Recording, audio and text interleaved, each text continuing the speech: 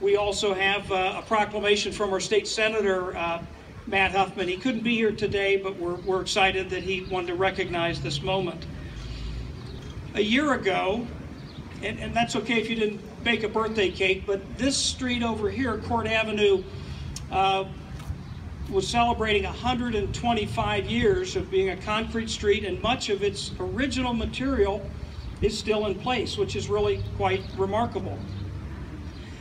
Mark Pardee from Columbus, one of the many people in the concrete industry, took note of that, and every year they have a national meeting of folks who work with concrete, the Association of Concrete Workers, and you'll meet a couple of those people in just a couple minutes. But Columbus hosted that meeting last year, and he found that to be significant that we were celebrating 125 years of the first paved street in America. So they brought a bus up here, and you can imagine they came from about 17 different states, and they were on their hands and knees and paying homage to really original work that's still standing today.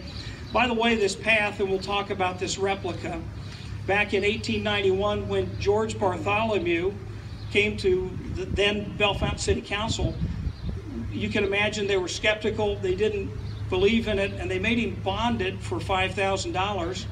That may not seem like much. One of the concrete leaders here today told me that today's dollars, that's $350,000. So they thought that this 8-foot path was not going to work, and that horse and buggies would probably tear it up within the year.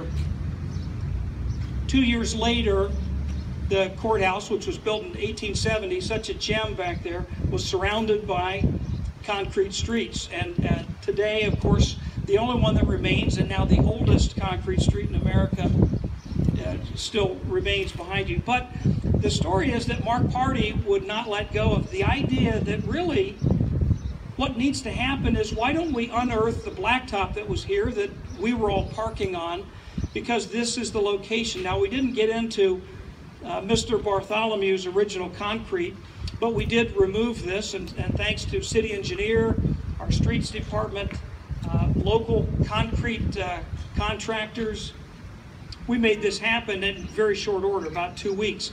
If you notice the dimples on the original 8-foot strip here, our replica, those dimples were placed there in 1891 so the horses would not slip.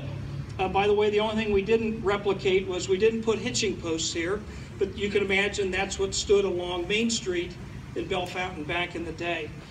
I'd like to hear more about, because I don't know what Kate's going to share with us, but I'd like to hear more about George Bartholomew. By the way, for those of you who are visiting, this dress shop called Unseen Elegance back here is the pharmacy that George was a chemist at back in 1891, and he was part owner. Its last owners, and it went into this century, was actually my father, who's a pharmacist, and Fred Burton. So that remained a pharmacy for all those 125 years as well. Kate Quickle. Kate, if you would come up, we'd love to hear from you. Let's give her a warm